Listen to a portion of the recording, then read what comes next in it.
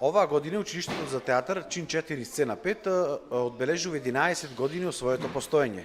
Наш соговорник е Саша Нацевски, основачот на овој театар.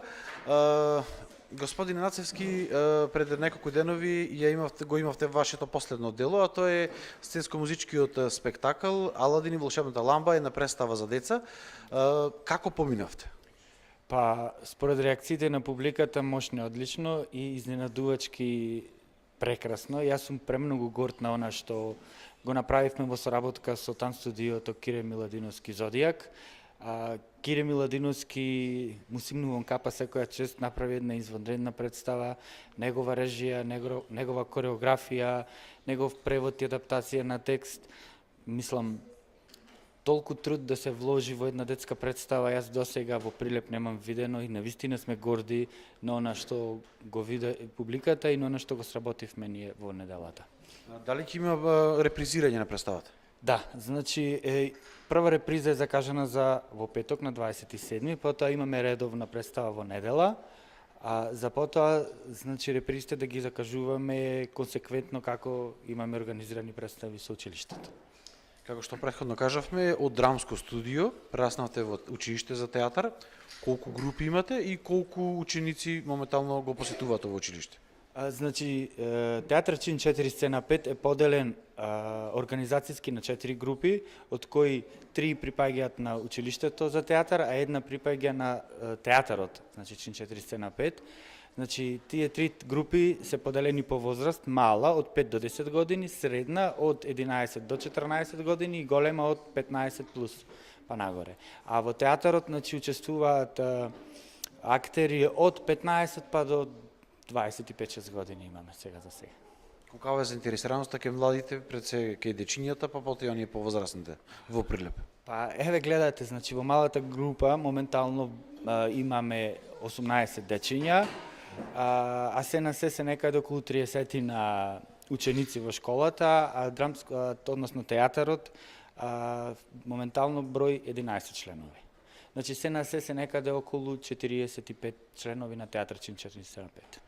Аладин и волшебната ламба беше вашето последно дело, што е она што може да очекува публиката до крајот на годината, па и во почетокот на 2018-та? Значи, во програмската политика на Училиштето за театар е на крајот од секој семестар да се прикаже завршна представа за секоја група посебно. Така да би започнал со малата група која што некаде во месец декември треба да излезе со една куклена представа и театар на сенки.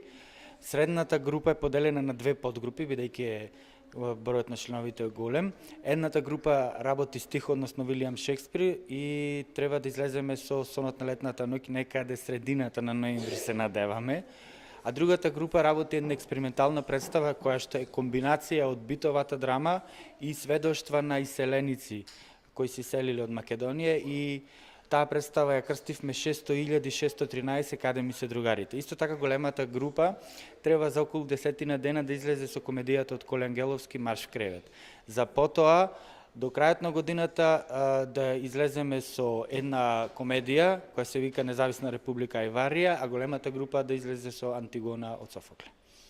Многу амбициозно настапувате со многу представи. Па, знаете како, кога се посветуваш целосно на нешто што се нарекува вложување во младите категории и создавање на идни генерации во најмала рака образована публика, тогаш самиот тек те носи да ги вадиш тие завршни представи и да работиш. Бидејќи ова мене ми е единствената работа, значи за разлика од некои други кои имаат некои си квази школи, не знам што, тие значи тоа им е споредна работа, мене ми е ова значи главна работа, јас сум овде по 18, по некогаш и по 20 часа работејќи. Ваквите театри во Македонија, кои што се независни од националните установи, се моментално во подем и нивните представи се можеме да кажеме дури на исто рамиште, па дури и погледани од оние на националните театри. Каква е таа алтернативна сцена моментално во Македонија? Која е вашата оценка за неа и каде треба да се движиме?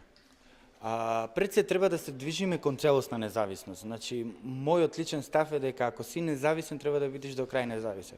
Во овие 11 години функционирање, Театар Чин 4 сцена 5 нема ниту еднаш аплицирано до Министерството за култура за средства и тоа е политиката. Доколку бидеш независен, да бидеш целосно независен и така, бидејќи средствата ги обезбедуваш сам, мораш да внимаваш на квалитетот на представата.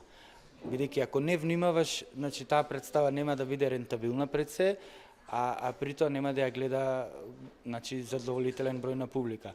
Што се несува до сцената во Македонија, овде во Прилеп е навистина во подем, еве театарска работилница излезе со Алан Форд и група ТНТ, исто така ете и со Зодијак соработуваме, ја извадивме значи Аладин и волшебната ламба, во план е да работиме уште една представа. И мислам дека во Прилеп независните значи сценски и изведувачки групи треба пред се да бидат оставени да работат. Значи да не професионалниот театар да не гледа нас како конкуренција, туку напротив, да не гледа како еден трезор од каде што ќе можат да вадат идни генерации на актери. Рековте треба да бидете оставени, имате ли некакви кошници? Не, напротив, туку поентата ми е, значи, ако работиме, да не гледаат, како да кажам, на конкуренцијата и пред се, знам дека и во театарот се борат за билет повеќе, за продажба, и ние се бориме за билет повеќе за продажба, но доколку седнеме на маси и разговараме заеднички, ќе се види дека сите имаме иста цел, а тоа е културна наобразба на прилепчаните, без разлика на нивната возраст. Рековте дека досега немате искористено ниту денар од Министерството за култура како поддршка. Дали понатаму ќе останете на тој став да комплетно независни или сепак треба државата да ги помага овие алтернативни сценски изведби и театри? Мојот став е дека ако веќе државата помага, државата треба да помага во вид на обезбедување на просторни услови, во вид на обезбедување на логистика, во вид на баш така оставање на работата на независните групи. Значи, ако јас планирам да излезам со премиера, значи денеска, значи Министерството, односно државата мене да не ме попречува во тоа, да не ме цензурира пред се, бидејќи цензурата барем кај мене влијае напротив, јас уште повеќе станувам бесен. И тоа е, а што се несува до паричните средства, да, убаво е да се помага, но мојот став е, значи, дека треба малце да погледнеме кон западниот, сепак уметноста да е уметност, но ако уметноста не е рентабилна, еве погледнете на Америка, дури представите што се оф Бродвеј, ако не се рентабилни не почнуваат да работат. А има случаи каде што се фрлени огромни средства за представи, значи особено во националните театри во Скопје, а представите се играни еднаш или преку сила два пати и никој не одговара за тоа. Што е навистина, мислам, сега ова револт кај еве помалите театри. Една представа во Скопје чини колку 5 годишни буџети во театарот во Прилеп. А знаеме сите каков ансамбл, какви режисери значи имаат вработено во Прилепски театар. Го имаме еден Мартин Кочовски кој што е безвременски режисер, го имаме тие сите прекрасни млади и во повозрастни актери кои што јас гарантирам дека доколку им се даде истата можност, исти услови за работа, дека ќе направат па минимум едно 20 пати поквалитетна представа отколку другите. Како видиме да ги избегнеме овие несакани последици, така да ги кажеме? Како да ги избегнеме? Тоа е работа на една обсежна и детална анализа која што треба пред се да се направи во соработка со независниот сектор, невладиниот сектор и државните институции. Еве сега гледаме дека Министерството за култура значи преку социјалните мрежи почнува потранспарентно да се отвара, имаме конкурсите се не се еднаш во годината, туку се циклично и дури се финансираат и проекти кои досега не биле финансирани и колку што знам имаше неколку панел дискусии како да се развие значи културата и за да се избегне таквиот проблем треба значи да се направи една репертоарска политика во театрите. Значи, мојот став е дека не може да се доделуваат милион денари на Прилепскиот театар, да се доделуваат 360 милиони денари, не знам ти колку за вечната куќа чинеше, никој не знае таа сума на маната. Театарот и театарската уметност треба да бидат на еден начин својден коректор на општествените такови. Колкото во Македонија се запазуваше, се запазува и каде треба да се движи македонскиот театар? Кај нас е голема трагедијата што по дефолт глумецот, односно уметникот, треба да биде вечна позиција, без разлика кој е на власт. Но случајот кај нас не е таков. Значи, кога уметникот што бил во опозиција заедно со опозицијата, кога ќе дојде на власт, едноставно престанува да говори.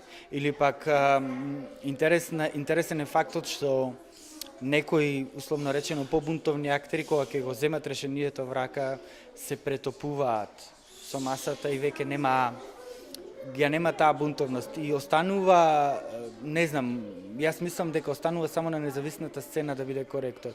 И мојот став е дека политиката треба да излезе надвор од театарот, но театарот треба да биде коректор на политиката. Значи, бидејќи секогаш уметноста била неколку чекори понапред од општествените токови. А сега моментално мислам дека сме влезени во една тешка декаденција, чест на исклучоци, пак ќе го спомна Мартин Кочовски, додека другите им се умилкуваат на директорите на театрите се со цел да добијат проекти и доделувањето на проекти во националните установи и тоа е симптоматично и треба и тоа да се преиспита. Минатата година, како што спомнавме, прославивте 10 години од своето постоење, една декада. Како го одбележавте и дали имате направено една статистика, една бројка колку се луѓе поминале низ вашата театарска школа? Па вака, значи минатата година прославивме 10 години од нашето постоење. Тоа го одбележавме со една свечена академија на која што беа поканети сите членови, значи сите луѓе кои што биле членови на Театар Чин 4 сцена 5. Според нашата статистика тоа се околу 700. Со се оваа година околу 800 членови, значи поминале низ Театар Чин 4 сцена 5. Се доделија неколку благодарници, се споменаа тие 60 представи кои ги имаме продуцирано, имаше некој пригоден коктел, но пред се ни беше за да се видиме со старите членови да евоцираме спомени. Бидејќи имаме некои членови кои што се запознале тука, па се зеле, па имаат деца, и значи ова покрај тоа што работи како училиште за театар и театар, Театар Чин 4 сцена 5 е едно големо семејство кој ден денеска значи обстојува како една кохезивна маса. Ги спомнавте представите кои што не очекуваат во иднина, некои поголеми планови кои што сакате да ги остварите за крај да ни кажете за нашите гледачи? Па целта ни е мој сон условно е да се отвори една приватна театарска сала каде што ќе се играат представите на независните театри. Исто така овде правиме напор, имаме земено некоја си опрема во смисол на и да ги поддржиме и младите прилепски бендови, ако немаат средства да снимаат нешто. Ете, Томе Темелковски е мој долгогодишен соработник. Тој се понуди про боно да го работи тоа, но мој сон е да се направи еден простор каде што независните театри во Прилеп, односно независната сцена ќе може да твори до бескрај. Тоа е мој сон. Имаме некои планови, разгледуваме некои простори, но затоа потоа.